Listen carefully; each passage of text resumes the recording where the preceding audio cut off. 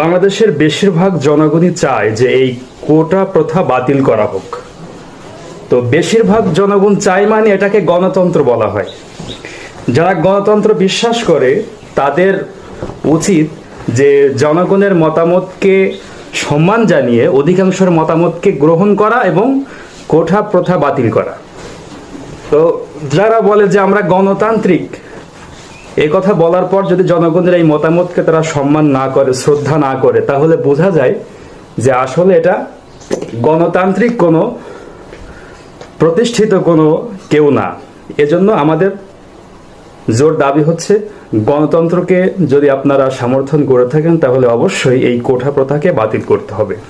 বাংলাদেশের অধিকাংশ মানুষ এই কোটা প্রথা তারা মানে না, তারা বিশ্বাস করে না।